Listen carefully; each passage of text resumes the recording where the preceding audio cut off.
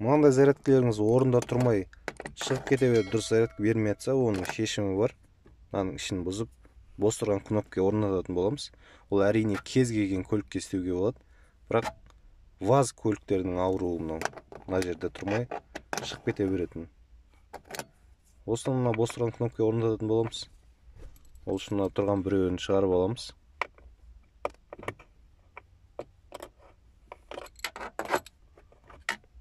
Осыған орнатамыз қазір.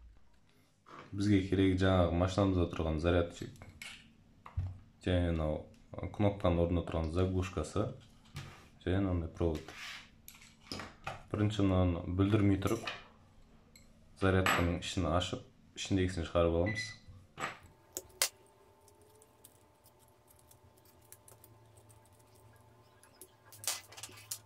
Мынаның ішіндегісін шығарғаннан кейін мынаның ішіне салып көреміз. Бізге ішіне толық кірмей тұр. Мынаусы кедергі болып тұр. Осы ішіне толығымен сыйып кіретіндей орын істейміз ішіне. Сыртындағысын тастамай тұрыңыздар, бұл да керек болады, қазір айтамын. Мынаның ішін байқасаңыздар, мына жерінде артық қажет керек емес пластмастары шығып тұр. Ең бастысы мына құлақтары, мына құлақтарына зақым келмесе болды. Салған кезде орында ұстап тұратын. Оны мынандай паяльникпен немесе темірді отқа қыздырып, немесе газға қыздырып, мына ішін кеңейтсеңіздер болады.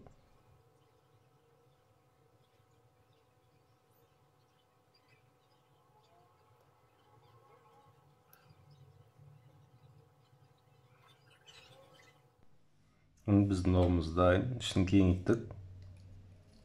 Салып көреміз, ішіне бос кіріп тұр.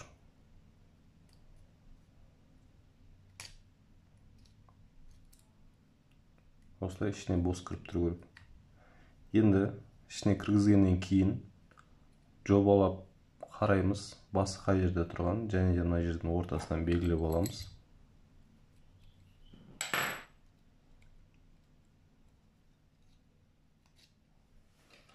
Енді сол жерді жаңағы паяльникпен ортасын тесеміз. Тесігін қатты үлкен қылмау керек. Қазір ішіне салғаннан кейін қай бұрышы қай жерге дейін барып тұрғаны белгілі болады. Соған қарай сыртынан сызып аламыз. Бұлай тесік істедік. Енді мынаның ішіне салғаннан кейін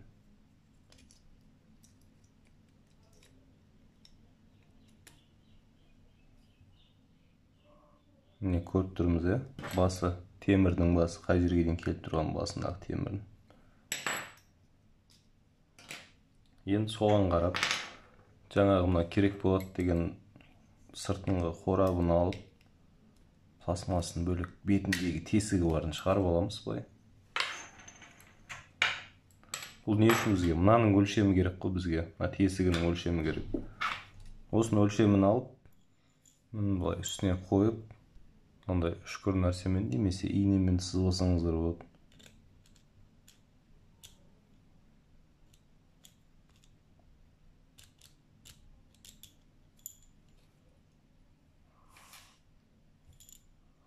Сызығымыз дайын. Енді осыны тесігін кеңейту керек.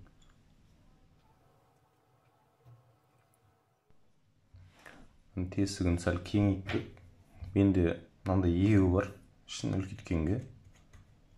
Осыны өлшеміне тура келеді. Бірақ сіздер бұнда егеу болмаса, кез келген мынандай темірдің сыртында мынандай наждакты орап істесеңіздер болады. Менде бұл наждактың ірісі қалмапты, тек қана майдасы. Сондықтан мынандай егеумен істейтін боламын үшін.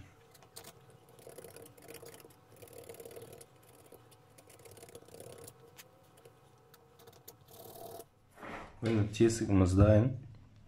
Енді ішіне салып көреміз.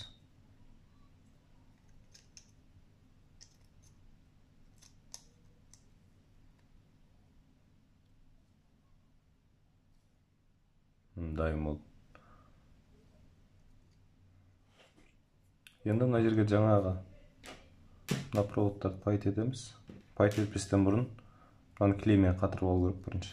Негізі мынандай клей жақсы, двухкомпонентный клей. Мүмкін біреуде бар, біреуде жоқ шығар бұл клей.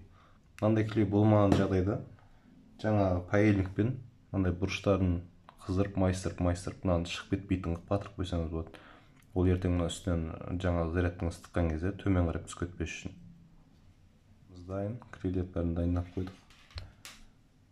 Енді мына проводты пайт ету керек. Қызылын плюсқа, қарасын минусқа. Оның үшін ертең салған кезде басынан қайсы плюс, қайсы минус ажырату үшін.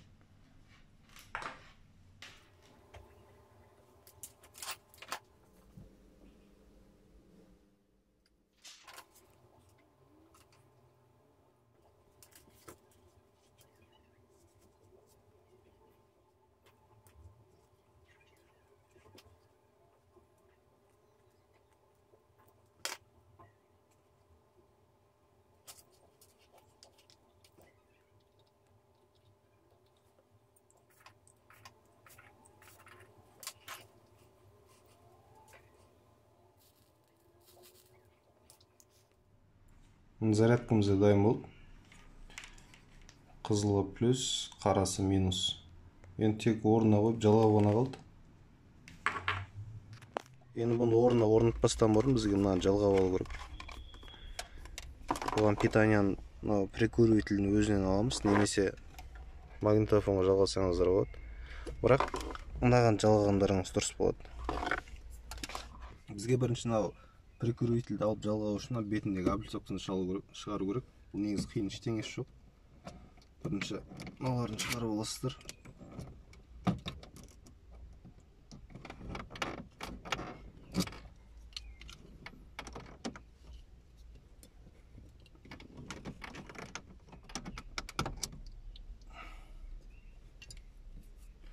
Сосын мына жерден қолмен болмаса немесе отверткамен бұрышын кішкене тарып шығарып алсаңыздар болды, бері қарап.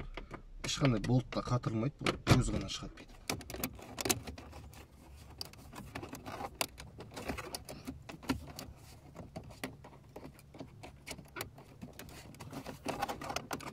Мынауымызды шығардық.